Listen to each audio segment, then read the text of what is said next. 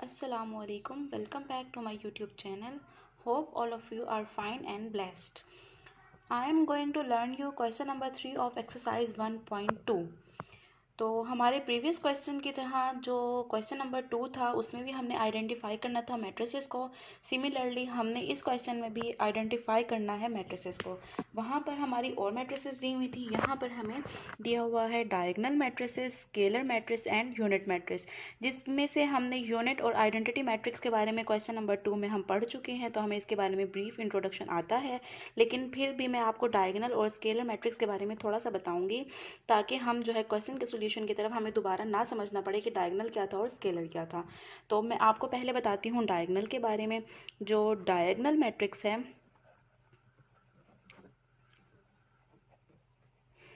Diagonal matrix को याद करने के लिए हमें दो बातें पता होनी चाहिए। जो हमें डायगोनल के बारे में हमें पता होना चाहिए, जो डायगोनल एलिमेंट्स हैं इसमें जो है सबसे पहली बात, वन एंट्री जो है ना, one entry must be non zero. It means that कि यहाँ पर 3 हो तो यहाँ पर जो है वो 2 हो, लेकिन अगर यहाँ 0 हो तब भी कोई मुज़ायका नहीं है। लेकिन इसमें एक एंट्री ऐसी होनी चाहिए जो नॉन ज़ीरो हो। अगर दोनों ज़ीरो होंगी तो हमारी मैट्रिक्स का शेप ही चेंज हो जाएगी। लेकिन अगर यहाँ पर दोनों जो है ना एलिमेंट है, कोई भी है, यहाँ 3 है यहाँ 2 है, नो मैटर, एक नॉन ज़ीरो हो वो ज़रूरी है, दो भी हो सकती हैं, नो इशू। लेकिन अदर एलिमेंट्स जो हैं, other entries other than diagonal, इसका मतलब डायगोनल के अलावा जो दूसरी एंट्री है वो मस्ट भी ज़ीरो होनी चाहिए। पहली बात कि one entry must be non zero कि ऑफ डायगोनल एलिमेंट, ठीक है। डायगोनल एलिमेंट्स की जो है एक entry must be non zero हो, दोनों नहीं होनी चाहिए। अगर दोनों ज़ीरो होंगी तो वो शेप चेंज हो जाएगी, वो नल मैट्रिक्स में कन्वर्ट हो जाएगी। लेकिन अगर एक नॉन ज़ीरो हो, दूसरी कोई ज़ीरो हो, नो इशू। लेकिन अगर यहाँ 3 है यहाँ 2 है, कोई मसला नहीं है, यहाँ 0 है यहाँ 3 है, नो इशू। एक लाजमी जो है नॉन ज़ीरो होनी चाहिए। दूसरी बात, इन दोनों, ये तो हो गई डायगोनल एलिमेंट, लेकिन जो ये वाली है ना, ये वाली एंट्री, ये मस्ट भी ज़ीरो होनी चाहिए, must be zero. Other entries other than diagonal element must be zero. अब हमें समझ आनी चाहिए ये और ये जो है लाजमी ज़ीरो होनी चाहिए, और इन दोनों में से एक जो है नॉन ज़ीरो लाजमी होनी चाहिए। नॉन ज़ीरो का मतलब ज़ीरो के अलावा कोई भी एलिमेंट हो लेकिन वो ज़ीरो भी ना हो, हरगिज़ भी ना हो, ठीक है। अब हमें डायगोनल के बारे में पता चल गया, इसमें दो बातें थी वो हमें पता चल गई हैं। अगला हमने आइडेंटिफाई करना है स्केलर मैट्रिक्स को। तो स्केलर मैट्रिक्स को आइडेंटिफाई करने के लिए हमें स्केलर के बारे में पता होना चाहिए। जो स्केलर मैट्रिक्स है उसकी शेप कुछ इस तरह की होगी, के और के। जो डायगोनल एलिमेंट है वो के होगा, और जो अदर एलिमेंट है वो 0 होगा, ओके। अब यहाँ के की जगह कुछ भी हो सकता है। यहाँ के की जगह जो है वो 2 हो सकता है, 1 नहीं हो सकता। क्यों?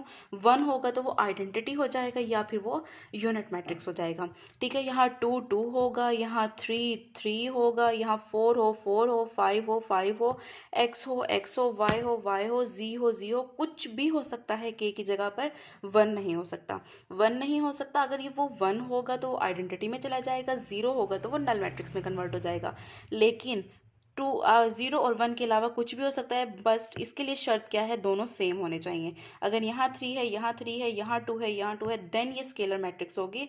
अदरवाइज जो है ये डायगोनल हो सकती है, कुछ और हो सकती है, सिंपल मैट्रिक्स हो सकती है, स्केलर नहीं होगी।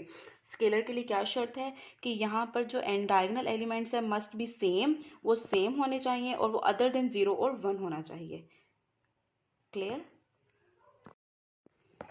तो गाइस अपने क्वेश्चन की तरफ चलते हैं। तो क्वेश्चन हमारे पास ये है, ए की वैल्यू हमें दी हुई है, बी की, सी की, डी की, ई की। अब हमने क्या बताना है, इसमें आइडेंटिफाई करना है हमने डायगोनल मैट्रिक्स को, स्केलर मैट्रिक्स को और यूनिट मैट्रिक्स को। इन 3 मैट्रिक्स को हमने बताना है कि कौन कौन सी है। तो ए मैट्रिक्स हमें देखते ही पता चल गया कि इसकी जो डायगोनल एलिमेंट्स हैं वो सेम है, डायगोनल एलिमेंट सेम है, अदर देन 0 एंड 1 है। इसका मतलब ये जो देखने में ही हमें पता चल गया ये वाली मैट्रिक्स कौन सी है, स्केलर मैट्रिक्स है।